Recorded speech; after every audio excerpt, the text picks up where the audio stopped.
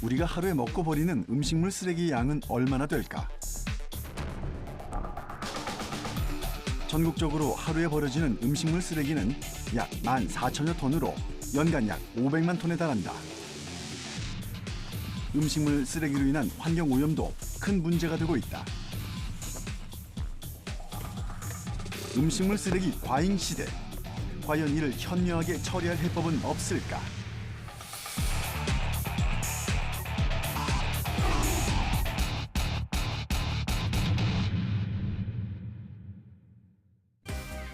의식주. 인간이 건강한 생활을 하기 위해 반드시 필요한 요소다. 그 중에서도 잘 먹는 일은 특히 더 중요한데, 예로부터 삼시세끼를 챙겨 먹는 한국인은 고유한 식문화를 갖고 있었다. 바로 밥을 중심으로 국과 반찬으로 꾸려지는 특유의 밥상 문화다.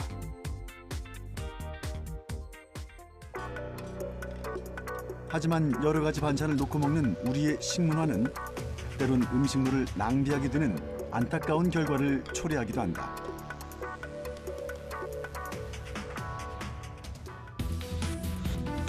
환경부와 한국환경공단의 통계에 따르면 우리나라에서 하루에 버려지는 음식물 쓰레기 양은 지난 2015년 기준 14,000여 톤이나 된다. 하루에 국민 1인당 음식물 쓰레기 발생량은 280g이며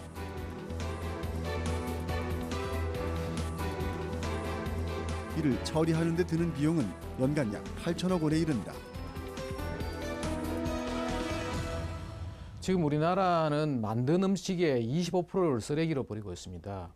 이 버려지는 음식물로 가지고 북한 주민의 반을 먹여 살릴 수 있다는 겁니다. 엄청난 양입니다. 이것을 돈으로 환산하면 거의 한 18조 원에 육박한다는 그런 통계가 있습니다. 그렇다면 다른 나라의 경우는 어떨까? 국물 문화가 발달한 우리나라와 다르게 주로 빵과 고기를 주식으로 삼고 있는 서양권에서는 파스타나 샌드위치처럼 간단하게 조리해서 먹을 수 있는 음식들이 많아 전처리 과정에서의 음식물 쓰레기 발생량이 우리나라에 비해 적은 편이다. 이는 통계 수치에서도 그대로 드러나고 있는데,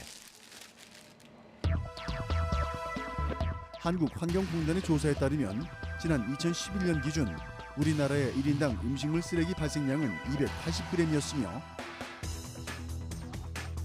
프랑스의 경우는 160g으로 나타났다.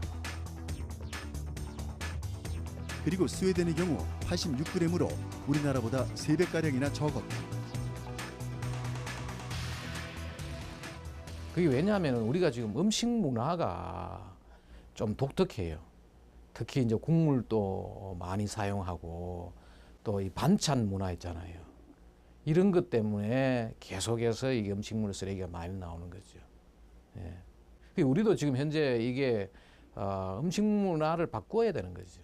물론 우리 전통 음식을 명절 때라든지 뭐 이렇게 중요한 이벤트에 먹고 지키고 전통 문화를 지키는 좋지만은 일상생활에서 보통 우리가 뭐 일하러 와가지고 말입니다. 점심을 먹는데 이 반찬을 많이 넣고 먹고 또 버리고 이럴 필요는 없는 거죠.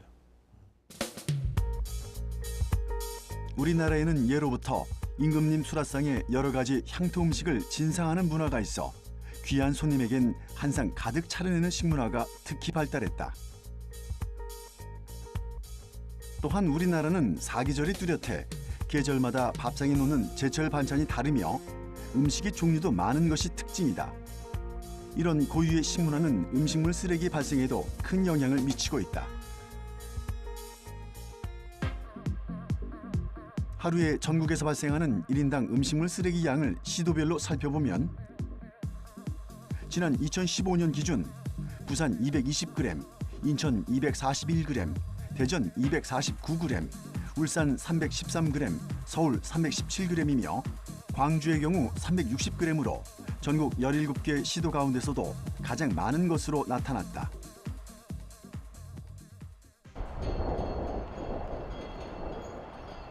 음식물 쓰레기가 많은 도시라는 오명을 벗기 위해 광주시에서는 여러 가지 노력을 하고 있다.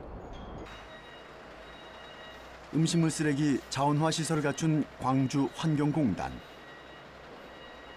이곳에선 광주 지역에서 나오는 각종 음식물 쓰레기를 수거해 처리하는 작업을 하고 있다. 오전 6시부터 오후 4시까지 음식물 쓰레기를 가득 실은 트럭들이 쉴 새 없이 들어오는데 하루에만 5톤 차량 80대가 오가고 있다. 매일같이 어마어마하게 쏟아지는 음식물 쓰레기.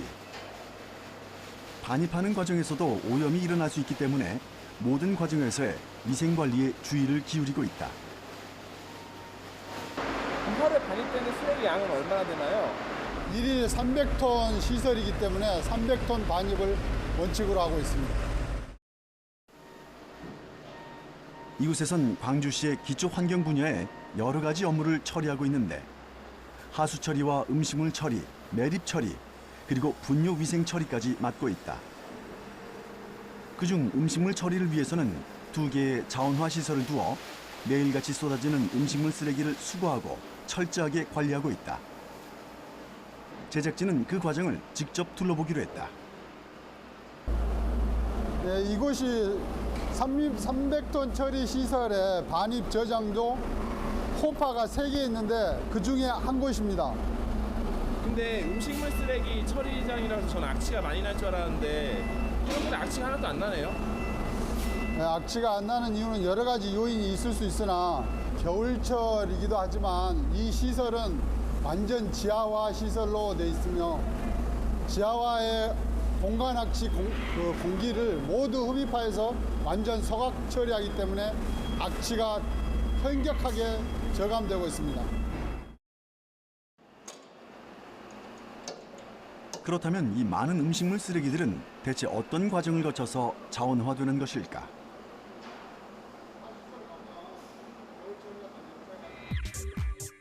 먼저 버려진 음식물들은 반입 포포에 모아 저장시키고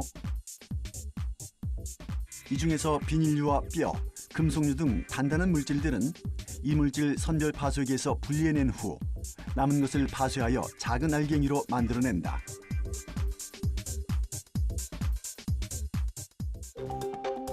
알갱이가 된 음식물은 이송 펌프를 통해 압착기로 압송되고 이후 건조기에서 건조 과정을 거치게 된다. 이렇게 나온 건조 사료에서 씨앗류나 섬유질류 등 이물질을 제거해낸 후 자력 선별기를 통해 다시 철이나 금속 물질을 제거해내면 비로소 단미 사료가 나오게 되는 것이다.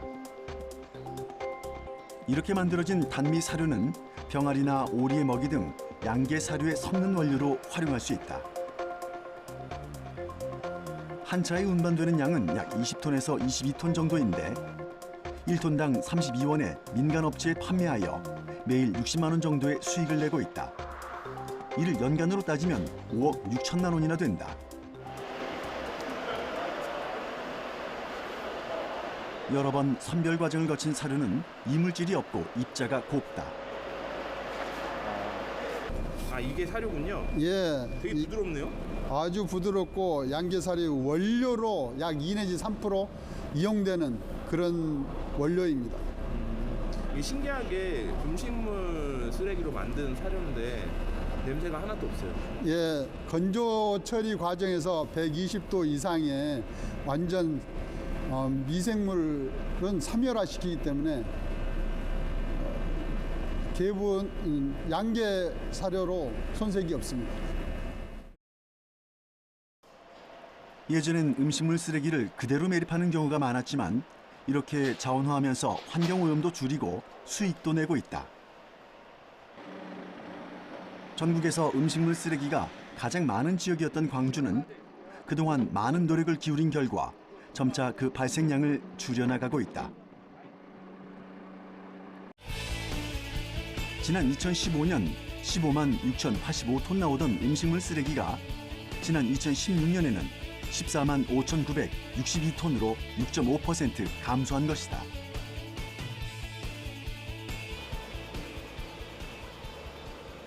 충북 충주시에 있는 음식물 바이오 에너지 센터. 이곳에서도 음식물 쓰레기의 자원화가 이루어지고 있다. 하루에 약 80톤가량의 음식물 쓰레기가 들어오고 있는데 먼저 전처리 과정을 위해서 한 곳으로 모으는 작업을 한다. 그렇다면 이 과정 후엔 어떤 걸 만들어낼까?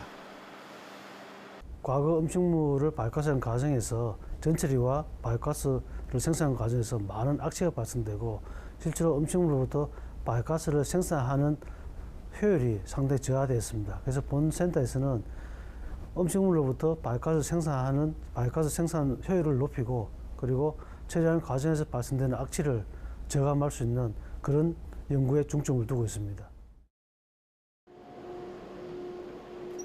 직접 그 현장을 동행해 취재하기로 했다.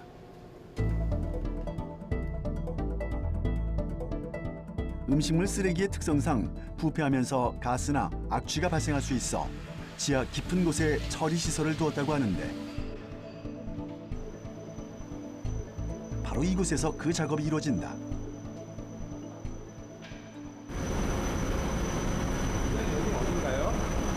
예, 여기는 투입된 음식물을 전처리하는 시설인데요. 여기서 음식물에 포함된 많은 흡작물들이 이물질들이 있습니다. 그래서 그 이물질들을 중량물과 경량물, 미생물들을 각각 3단계로 분리해서 분리한 이후에 음식물을 평생 소화하기 위한 전처리 시설입니다.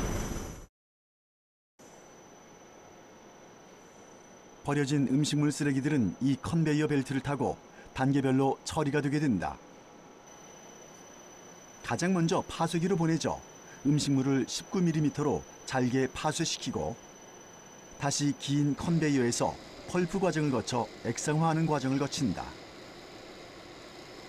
액상화된 음식물에서 비닐, 나무 조각, 플라스틱 등을 다시 분리하고 음식물에 함유된 미생물까지 걸러낸 후 바이오가스를 생산하는 혐기성 수화조로 이송시킨다.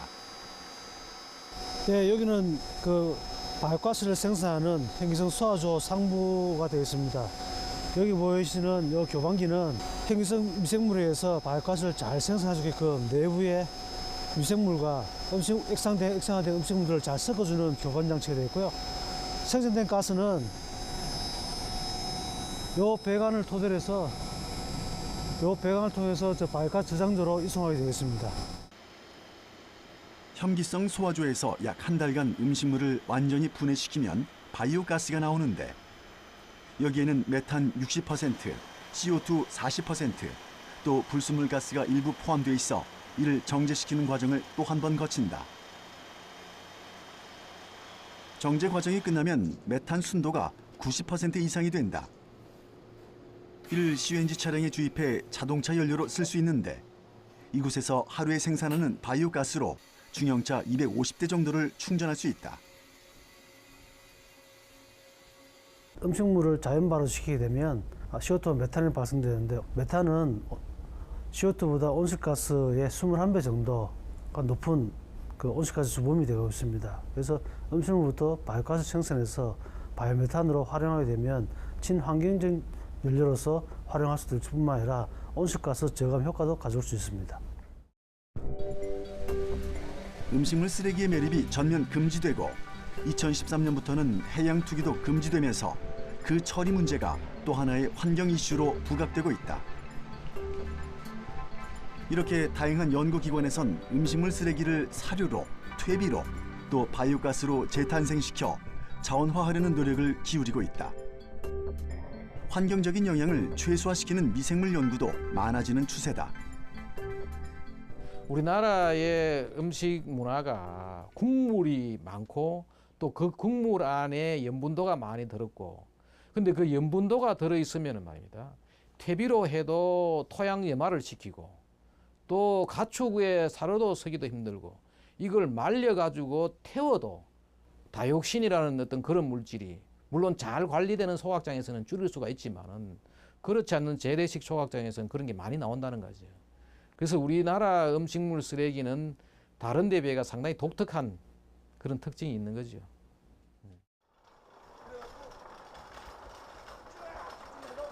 대전광역시에 위치한 음식물 쓰레기 제로하우스.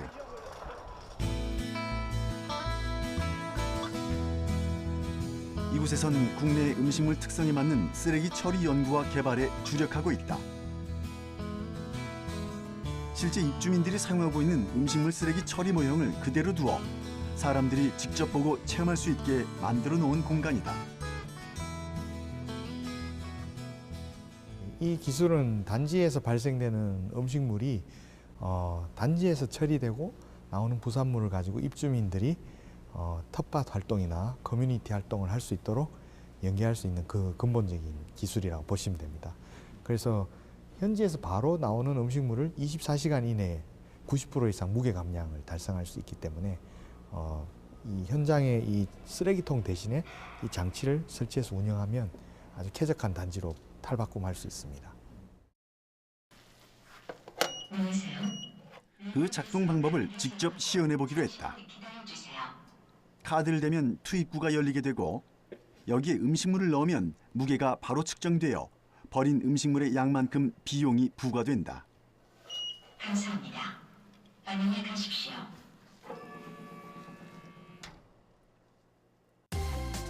음식물 쓰레기가 처리되는 원리를 살펴보면 먼저 1차 반응조에서 음식물과 미생물의 집이 되는 목질 바이오칩을 넣어 혼합시킨 후 약 60에서 70% 발효된 상태의 혼합물을 숙성조로 보낸다.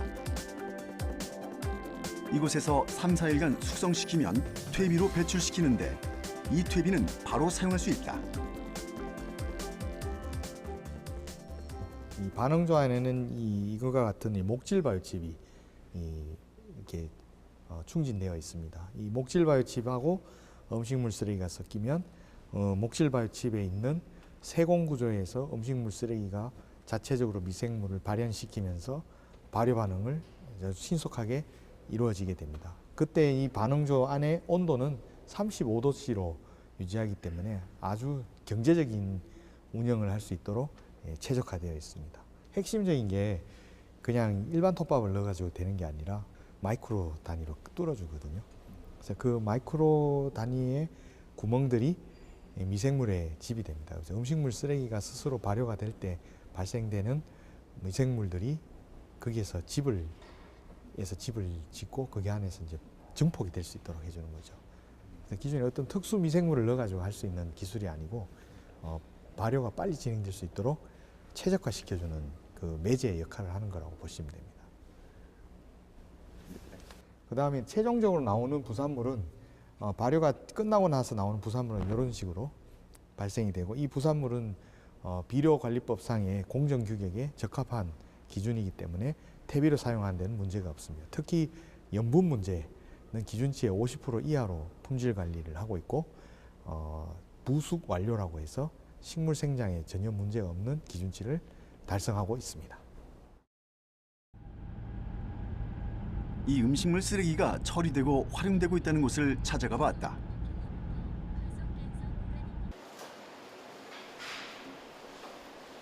광주광역시에 위치한 한 고등학교.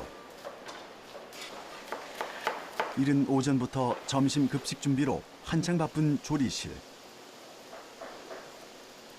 전교생이 먹을 음식을 한꺼번에 만들어야 하기에 쉴 새가 없다. 한 번에 약 500인분의 음식을 만들고 있기 때문에 전처리 과정에서 나오는 음식물 쓰레기의 양도 어마어마하다.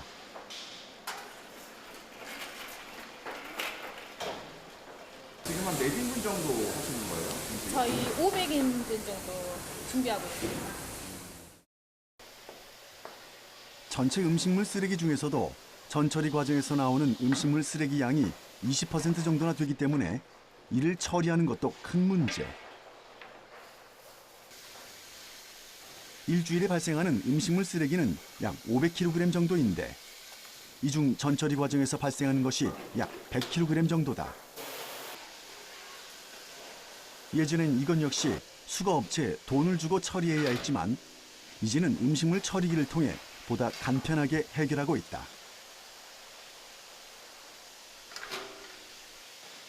저희가 하루에 음식물 쓰레기로 나오는 건 100에서 120kg 정도 나오는데요. 전처리 작업을 했을 때 15에서 한 20kg 정도 음식물 쓰레기 나오고 있고, 그리고 학생들이 먹고 이렇게 버리는 잔반으로는 100kg 정도 음식물로 나오고 있습니다.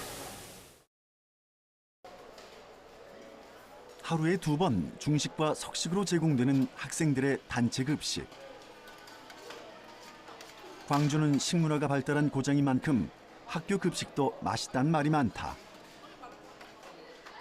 영양사 선생님은 잔반을 줄이기 위해 메뉴 선택에도 늘 신경을 쓴다고 하는데 그날 메뉴에 따라서 발생하는 음식물 쓰레기 양은 달라지고 있지만 여전히 평균 100kg 정도나 되는 음식물 쓰레기가 매일 잔반으로 나오고 있다.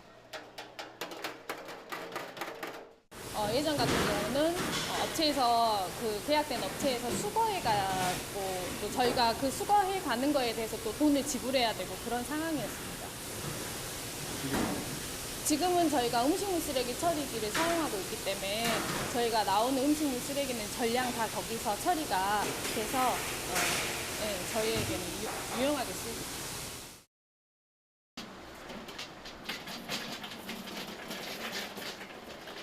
소란스러운 점심시간이 한 차례 지나가고 조리사들은 전처리 과정에서 생긴 음식물 쓰레기와 그날의 잔반들을 모아 급식실 뒤편에 마련된 음식물 자원화 바이오 처리기로 가져간다. 별도의 과정 없이 바로 음식물 쓰레기를 처리할 수 있기 때문에 위생적인 면에서나 편리성 면에서 사용자들의 만족도가 크다.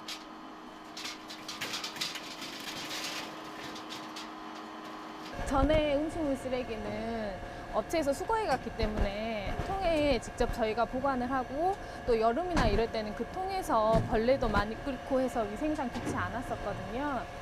그런데 저희가 이 음식물 쓰레기 처리기를 사용하면서 음식물이 나오자마자 바로바로 저희가 또 그거를 처리할 수 있어서 위생적으로도 좋고 또 여사님들도 작동법이 편하기 때문에 사용하기에도 되게 좋아서 그런 게 장점인 것 같습니다. 단순히 음식물 쓰레기를 버리는 것이 아니라 처리기기 안에서 빠르게 발효시켜 퇴비로 만들어내기 때문에 활용도가 높다. 이 퇴비의 수분은 10% 이하, 염분 기준치는 50% 정도여서 일반 퇴비에 비해 냄새가 나지 않는 것이 장점이다. 이렇게 만들어진 양질의 바이오 퇴비는 학교 텃밭을 가꾸는데 매우 유용하게 쓰이고 있다. 텃밭 동아리 활동을 하고 있는 학생들. 오늘은 내년 봄 농사를 위해 퇴비를 주는 날이다. 한 움큼만 잡고 호미를 파거든. 그다음 한 움큼만 이렇게 팍 파지 말고 스르르 한 다음에 딱딱 눌러주면 돼. 알겠지? 자, 해보자. 텃밭 동아리 학생들과 교직원들이 함께 관리하고 있는 텃밭에선 상추와 가지를 비롯한 채소와 꽃 등을 재배하고 있는데 기존엔 퇴비를 따로 구매해야 했지만 지금은 그 구입 비용도 절약하고 있다. 뿐만 아니라 기존의 퇴비에서 나던 악취가 나지 않아 학생들의 반응이 좋다. 학생 언제부터 이거 했어요? 퇴비 뿌리는 거? 작년 7월 달부터 시작하게 된 것 같아요. 그 전에는 텃밭 가꿀 때는 못 썼어요, 그러면? 그냥 일반 시중에서 판매되고 있는 퇴비를 사용을 했었는데 그때 이제 냄새가 나고 하니까 애들이 이제 거부감을 느꼈어가지고 텃밭 가꾸는 것도 열심히 가꾼 적이 없었던 것 같은데 음식물 쓰레기를 이용해서 만든 퇴비로는 냄새도 안 나서 애들이 퇴비에 대한 거리낌이 없이 다가와가지고 지금 더 텃밭 활동도 더 잘 되고 있는 것 같아요.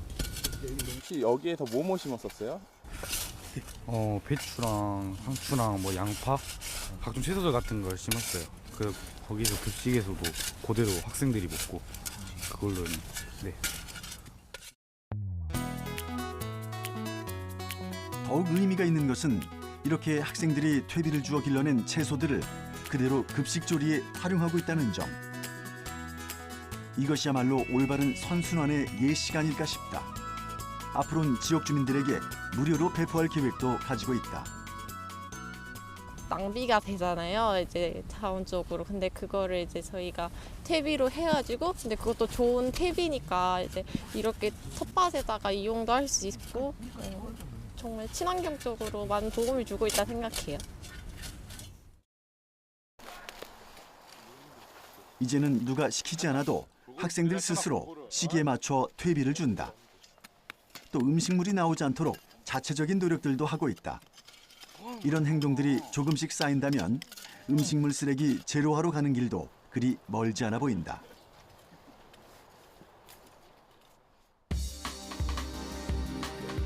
환경부의 통계에 따르면 음식물 쓰레기가 가장 많이 발생하는 곳은 놀랍게도 가정과 소형 음식점이었다.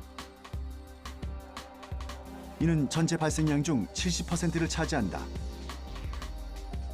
대형 음식점에서 16%, 집단 급식소에서 10%, 그리고 유통 단계에서 버려지는 것이 4%인 것과 비교해 본다면 월등히 높은 수치다. 이는 음식물 쓰레기 관리 대책이 주로 대형 장소에 집중돼 있어 가정과 소형 음식점의 감량 대책은 부족했던 것이 그 원인으로 보인다. 가정에서도 지금 현재 우리 선진국처럼 말입니다. 음식물 분쇄기 또 일명 디스포자라고 하는 그걸로 가지고 갈아가지고 하수구에 버리는 거죠. 그 하수구의 일부 막힘 현상이라는 이런 것 때문에 지금까지 우리나라에서 금지를 했는데 이 하수구를 계속해서 개량해 나가고 하면은 말입니다. 충분히 우리가 가능하고 또 하수에 음식물이 들어감으로 해가지고 오히려 말입니다. 하수 처리 효율이 증가할 수가 있어요. 왜냐하면은 유기물이 늘어나고 이걸 잘 처리가 되고 있어요. 외국에서는 충분히 잘 하고 있으니까 우리도 그렇게 바꾸어 나가야 되는 거죠.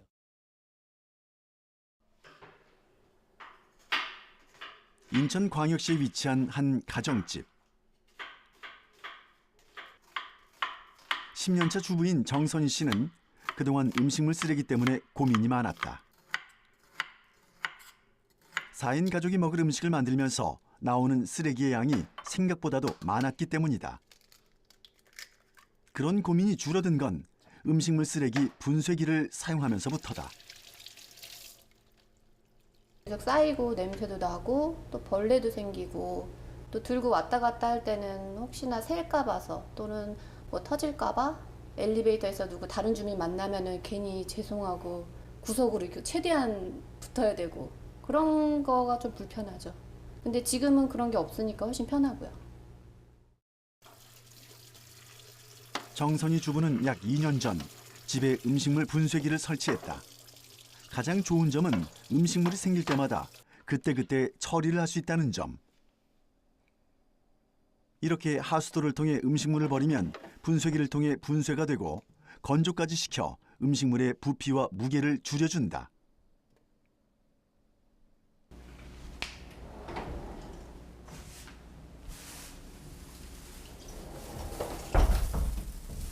그게 어느 정도 양이에요?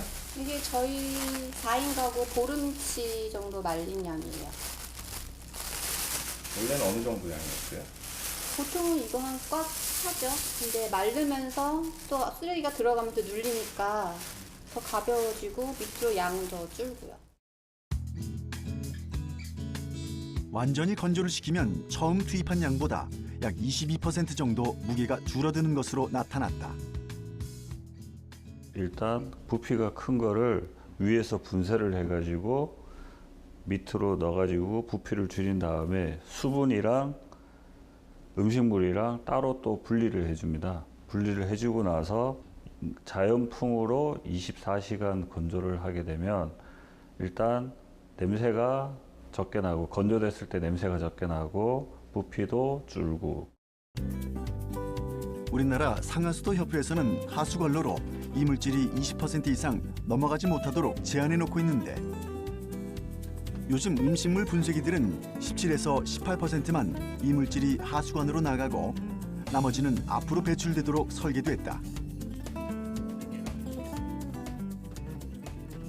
감량 효과는 실질적으로 지금 바로 딱 집어넣으면 1kg를 집어넣으면 55% 정도 감량 효과가 있고, 그리고 이게 환경적으로 이제 수분이 많이 있는 음식물을 수거통에 집어넣었을 때 이만큼 쌓이던 게 이게 수분을 완전히 짜버리면 이렇게 줄어들어요.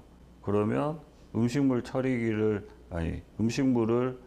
수거해 가는 통도 아파트 단지 같은 경우는 뭐 하루에 10개가 들어가면 한 3분의 1로 줄어들기 때문에 그러면 한 3개? 3통만 가기 때문에 아파트 단지에서도 훨씬 이익이고 돈이 나가는 것도 줄어들게 되겠죠. 이 같은 음식물 분쇄 처리기는 최근 여러 가정집에서 각광받고 있는 음식물 쓰레기 처리법이다. 하지만 초기 설치 비용과 관리 비용이 있어 음식물 쓰레기 종량제와 비교해 무엇이 효율적인가를 두고는 아직 논란의 여지가 많다. 또한 이는 발생한 음식물을 처리하는 하나의 방법일 뿐 음식물 쓰레기의 양을 원천적으로 줄이는 것은 아니어서 좀 더 근본적인 대책이 필요하다는 지적도 나온다. 우리가 흔히 말입니다. 음식 쓰레기 문제를 크게 3가지로 접근하는데 하나는 줄이는 거, 또 하나는 뭔가 하면은 다시 버려진 것을 다시 재사용하는 거, 그 다음에 재사용이 안 되면 다시 재활용이라 해가지고 그게 우리가 흔히 말하는 3R의 법칙이래. Reduce, Reuse, Recycle인데 말입니다. 우리가 음식물을 쓰레기를 줄이는 방법, 재사용하는 방법, 재활용하는 방법이 있지만은 재사용, 재활용이 안 되기 때문에 줄이는 것이 최상책입니다. 음식물 쓰레기를 줄이기 위해 앞장서고 있다는 한 군부대를 찾았다. 때마침 도착한 것이 점심시간. 먼저 이곳의 식사 풍경을 한번 살펴봤다. 식사를 하러 들어가기 전 장병들은 일일이 이름을 체크하는데 괴식자를 이제 없게 하기 위해 괴식하는 것을 방지하기 위해 이제 전부 한 사람 한 사람 전부 다 이제 인원을 밥을 먹으러 왔는지 이제 체크를 하는 것입니다. 이런 사소한 습관이 음식물 쓰레기 감량에 큰 도움이 된다고 한다. 군대라는 장소의 특성상 인원에 맞게 만들어진 음식은 다 먹지 않으면 곧바로 쓰레기가 되기 때문에 식사 인원을 철저히 파악하여 조리하고 자율 배식하는 것을 원칙으로 하고 있다. 모든 장병들이 제대로 식사를 하는지 체크하고 이를 다음 조리 시 반영해 음식물의 양을 조절하고 있다. 또 즐거운 점심시간이 될 수 있도록 음악을 틀어놓는 등 자유로운 분위기에서 식사를 할 수 있게 배려했다. 덕분에 이 부대의 잔반율은 매우 낮은 편. 이곳에서 시행하고 있는 이런 아이디어는 음식물 쓰레기를 줄이기 위한 변유성 대대장의 고민에서부터 출발했다. 평상시에도 이렇게 잔반이 없는 편인가요? 음식물 줄이기를 실천하면서 많이 줄었습니다. 그리고 오늘은 특별히 이렇게 취사병이 맛있게 조리를 하다 보니까 모든 장병들이 맛있게 잘 먹은 것 같습니다. 이외에도 장병들의 경각심을 일깨우는 하나의 방법으로 잔반 처리통을 눈에 띄는 곳으로 옮겼는데 이것이 잔반율을 줄이는 데 큰 도움이 됐다고 한다. 과거 눈에 띄지 않는 곳에 잔반통을 두었을 때보다 현재 잔반율이 크게 줄었다. 이게 한 몇 명 정도가 먹은 음식물이에요? 이게 오늘 점심 식사 140명 정도 식사한 양입니다. 생각보다 많이 나오지 않았네요? 국물 종류 빼고는 웬만한 잔반은 다 나오지 않아가지고 평소에도 이 정도 양은 항상 적게 나오고 있습니다.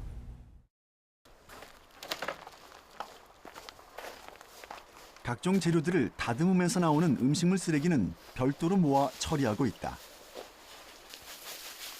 이틀에 한 번씩 이렇게 퇴비를 만드는 곳으로 가져오는데 한 번에 처리되는 양은 쓰레기 봉투 30리터가량이다. 이거는 효모해가지고 이제 발효시키는 액체로 알고 있습니다. 잔반에서 나오는 음식물 쓰레기는 염분이 많이 함유돼 있어 퇴비화시키려면 별도의 과정이 필요하다. 이곳에선 전처리 과정에서 나오는 채소와 과일 껍질 같은 것만 EM 효소를 뿌려 퇴비화시킨다. 이렇게 만든 퇴비는 군부대 내에 있는 나무에 주어 완전히 분해시키고 있다. 이 군부대에서 실천하고 있는 이런 다양한 노력들은 환경부에서 주관한 음식물 쓰레기 절감 공모전에 응모해 우수상을 받기도 했다.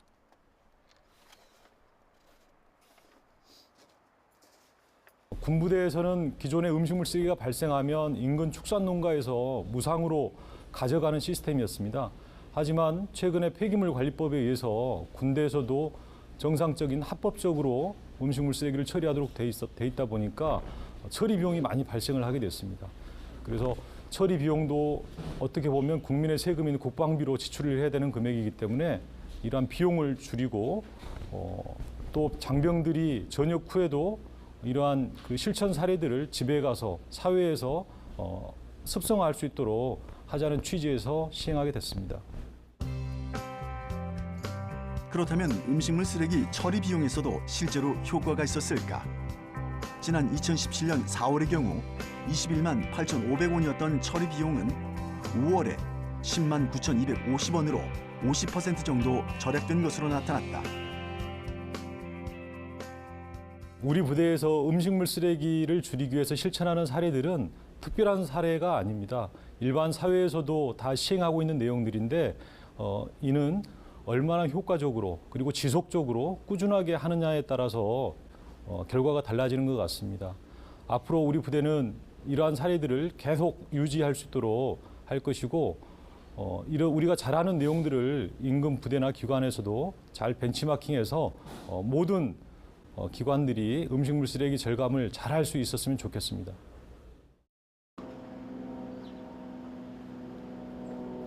음식물 쓰레기의 절감을 위해서는 모든 기관과 사회가 협력하고 노력해야 할 것이다.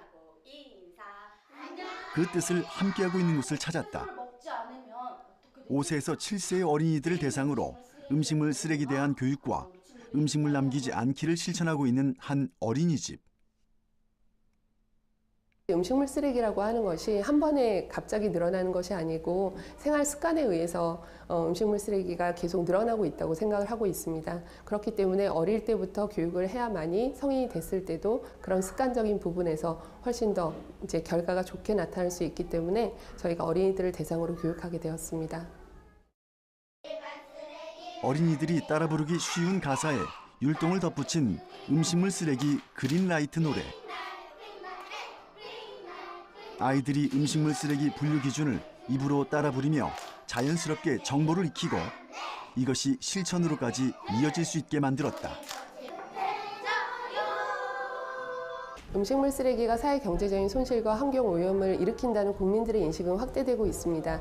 하지만 실질적으로 너무나 실천으로 이어가기는 어려운 부분이 있습니다. 그 부분을 음식물 쓰레기가 발생한 것을 가지고 어떻게 재활용을 하는 것보다는 근원적인 부분을 좀 차단할 수 있는 다양한 방법들과 그리고 음식물 쓰레기인지 일반 쓰레기인지 구분을 못하는 경우도 많기 때문에 그런 지식적인 부분에 어떤 홍보도 많이 필요한 것 같습니다.